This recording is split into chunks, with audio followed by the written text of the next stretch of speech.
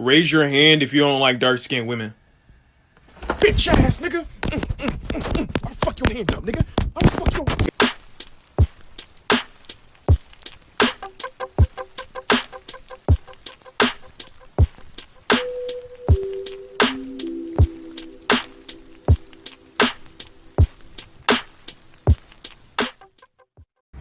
So, a couple of years ago, my brother told me that I'm only good enough to be fucked by men. I'm only good enough for pussy. And that's why niggas like to smash and dash on me, because I'm not wife material and no man's ever gonna love me and treat me right because I don't deserve it.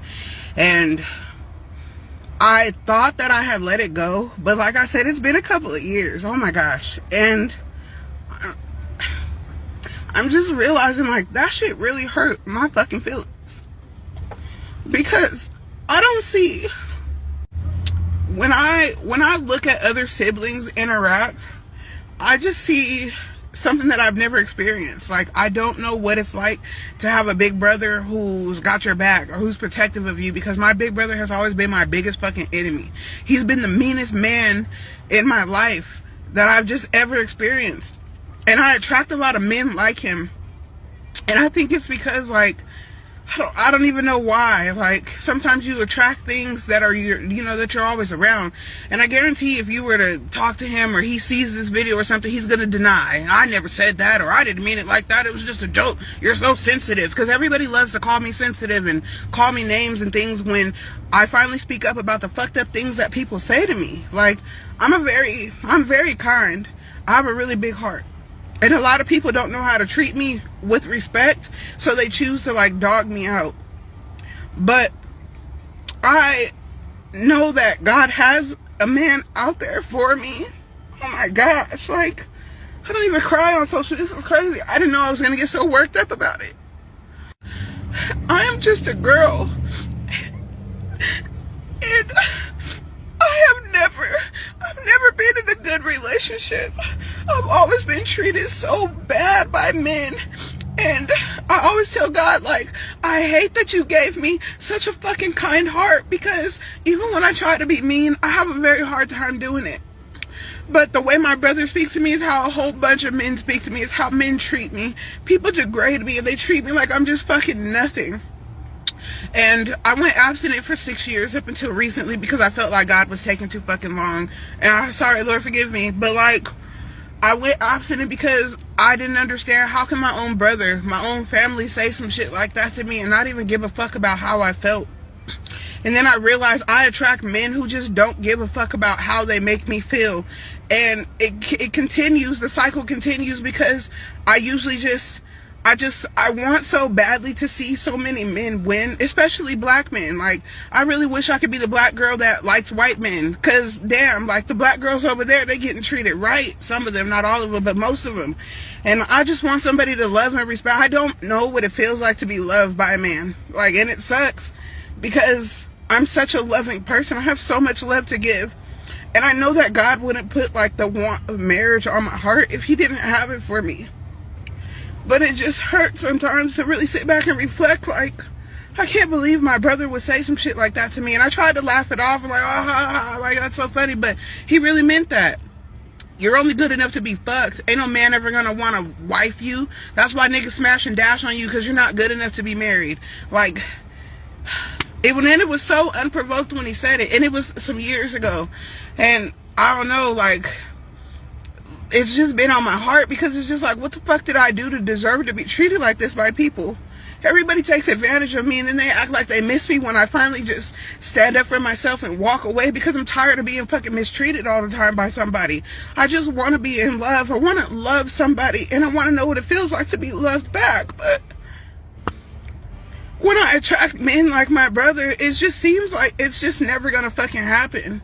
And, like, it sucks. But if somebody talks to you like that, please don't internalize what people say. When people say things that are mean to you, they are projecting how they feel about themselves. I don't know if he just be fucking women and dashing on them, because a lot of men are afraid of commitment. They're afraid of their emotions, and they don't want to admit it. I'm not saying that's what it is for him, because I don't know him, and I don't care to get to know him in our big age anymore, because he's always been so mean to me. But I know that I don't want a man like him. And I hate that, because when I was younger, I used to look up to my brother so much. I thought he was the coolest fucking person ever, until I became an adult and I thought we were gonna have a close relationship, and he became my biggest fucking enemy. He's been the meanest man that I've ever experienced, even in my relationships. And in most of my relationships, they're men that act how my brother acts, but not as mean as my brother is. Yo, so we back in here for another edition of F-ya-Motha. In that video, I shouldn't have played as long as I did. She didn't talk for damn near 5 minutes. Now, shit actually bothered me when I saw it, and I don't do topics like this, but I figure I do an episode about this to address this, because this is a prevailing issue in my community. One, mama, get some exfoliation cream, smoothing your skin, your hair looks beautiful. She's actually pretty. Even the gap doesn't really like take away from her, and she looks like she packing a big booty. Now, I'm just gonna give the most plausible reasons as to why your brother said what he said. He's a dickhead.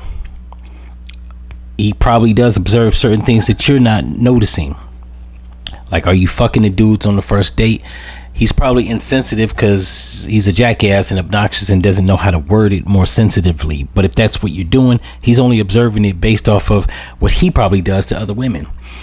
It sounds like y'all need therapy, family therapy. You need therapy so that you can learn to let shit go. Because if this happened 2 years ago, you should have said something then, not hold on to it. Never hold on to shit. 2, I would also advise that don't deal with men that are reminiscent of your brother. If they're acting or have any traits like your brother, at the first sign, dipset. Don't even stick around. I don't date women that are reminiscent of my sister or my mother. They have character flaws that I don't like. And as soon as they pop up, I disassociate with women. Even if this conversation and the time that we spent seemed cool overall, I get the fuck on.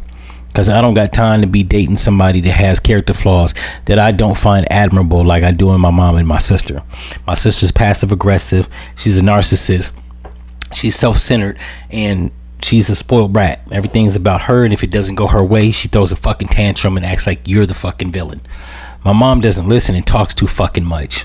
Now, I love her, but having a conversation is a two-way street. When a person's just motorboating where they can't listen to what the fuck your angle is on something and always seems to think they're right, that's annoying. So when I find women that have those qualities, I get the fuck on, because I ain't got the fucking time. Life is short, or at least your youth is, and the last thing you need to do is be with somebody or around a person that is a fucked up individual. The only thing you could do with your brother is tell him he need to go seek therapy, which most black men aren't, because they feel like it's pussy, like Young Thug.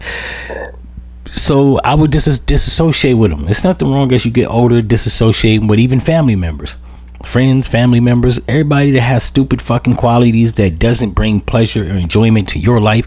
Cut them the fuck off. Yeah, I forgot who sung the song, but it ain't nothing. Cut a bitch off. I don't care. I will cut you off expeditiously, because I don't got time for you bringing misery into my circumference. It ain't happening. There are a lot of things that I could be doing, being around negative, miserable ass people that don't want to enrich their life, and then they want to project that shit onto me. Y'all get the fuck on. Men, women, children, I don't give a fuck. I don't like my father, so I don't interact with him. He doesn't call me, but I don't reach out to him. Fuck him. I love everybody, but you ain't gotta like nobody, even family. There's nothing in the rule book of life that says you gotta like your family members. The only thing that you are required by God's law or universal law is loving them. But you ain't gotta like their ass, especially if they got character flaws that are unadmirable. Fuck them.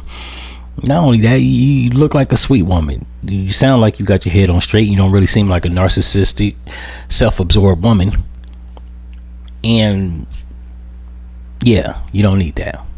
So that's my advice to you. You know what I'm saying? You gotta work on your game. If you don't have conversation, work on that. But you'll attract somebody. There is somebody for anybody and everybody on this planet. You'll find that person. Don't what I will tell you is steer clear of dudes that are reminiscent of your brother. Because whatever flaws he got, they're not good character flaws. He doesn't seem like he's very stable or wrapped too tight in the head to be even mindful of what he says to his sister. You don't need that shit in your life. So the last thing you need to do is date niggas that's like that. Only thing I would say on that is cut people off, including your toxic brother. Find other people, other women, other men that are positive. That's how you become a more positively conducive person, by getting around like-minded people. You're a nice person. There's other people that are nice just like you. And also, You said by your own admission that you're a nice person. Stay clear of people that only deal with you on a basis that you can do something for them. The minute you can't, that's when they show their true colors, and usually they're more miserable and they're negative and they lash out at you. I realized this when I turned 29, that people only was around me because I could help them. When I purposely stopped helping them, that's when they wasn't there for me or they were negative. So yeah, be around people that you don't have to do shit for, and they don't want you to do anything but be a genuine nice person. In any event, if y'all like this episode, you know what to do, and I'm out.